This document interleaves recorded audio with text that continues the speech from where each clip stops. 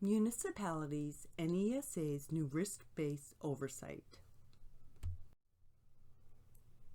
In this webinar, we will be discussing why ESA is implementing risk-based oversight, what the change will mean for municipalities, the benefits of risk-based oversight, what a defect ratio is and how it's calculated, services that qualify for pre-authorized reconnections, and the eligibility requirements for those benefits, improved scheduling options under RBO, and the online contractor locator tool. Let's start by talking about why ESA is moving to risk-based oversight. Risk-based oversight will allow ESA to focus on higher risk work. Inspectors will spend more time visiting sites that are large and complex and less time on lower risk installations. It will also provide more time to concentrate on enforcement activities to help reduce illegal electrical work. All notifications will go through risk-based oversight and be ranked. Risk-based oversight will help level the playing field by allowing all electrical contractors to meet the requirements to see further benefits beyond risk ranking. ESA wants to encourage compliance and reduce regulatory burden. Risk-based oversight will make it easier to comply with electrical regulations and will reduce delays on electrical installation projects. It will allow inspectors to schedule their time more easily, which will mean more predictable site visits. Now let's talk about what RBO will mean for municipalities. When RBO is launched, all contractors will operate under this approach.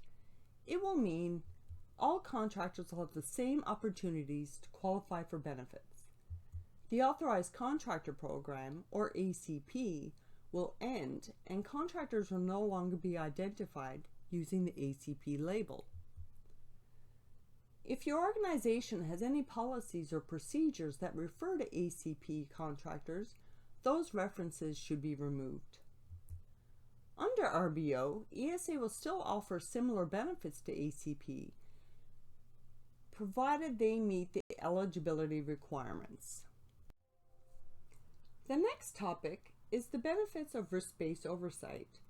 When RBO launches, all contractors who meet the criteria will benefit from RBO and be eligible for pre-authorized connections, after-hours emergency connections, and same-day emergency connections. Currently, only ACP contractors receive selective inspection. This means they're able to get work done and passed without waiting for ESA inspectors. Under RBO, this benefit will be available to all licensed electrical contractors who meet the requirements. In addition to the benefit of selective inspection, contractors may be eligible for pre-authorized reconnections for service upgrades and repairs done on residential and industrial, commercial, institutional, and agricultural, or ICIA sites. Please note that pre-authorized service changes, upgrades, and repairs do not include new home service connections. Now let's go over the requirements to qualify for residential pre-authorization. In order to qualify, you must have at least 5 residential service change, repair, or upgrade notifications created within the past 12 months. The notifications are limited to changes, repairs, and upgrades, and new services are not considered in notification volume count. To qualify for ICIA pre-authorization, you must have a minimum of 5 ICIA service change, repair, or upgrade notifications created within the past 12 months. The notifications are limited to changes, repairs, and upgrades, and new services are not considered notification volume count. Also, a defect ratio of less than or equal to 10%.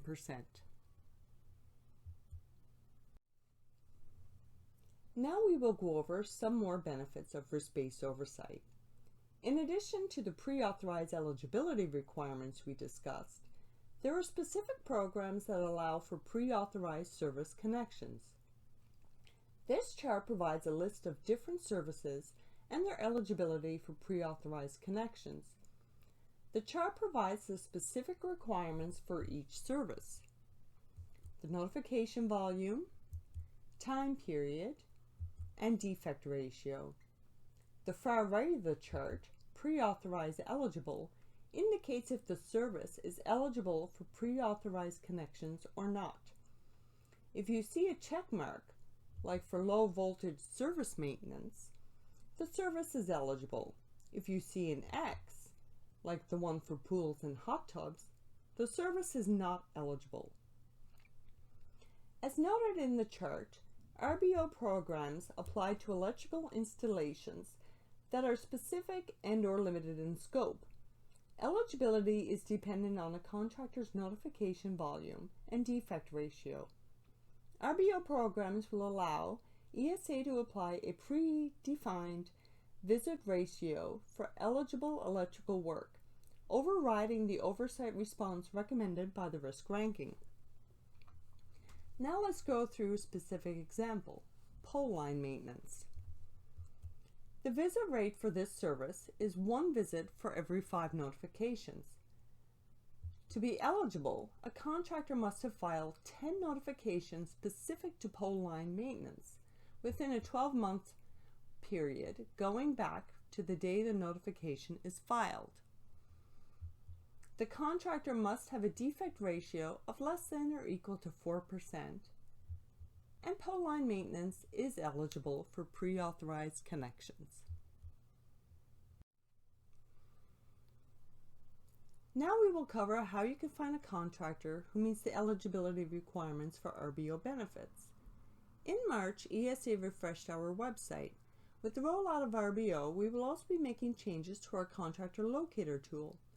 ESA intends to replace the ACP search functionality on our website from ACP only to pre-authorized eligible. This will give you a way to search for contractors who are eligible for pre-authorized connections, same-day reconnections, and after-hours emergency connections. Thank you for watching the webinar on RBO for municipalities. More information on RBO can be found on our website at esasafe.com/RBO. If you have any questions or comments, please feel free to email rbo@electricalsafety.on.ca.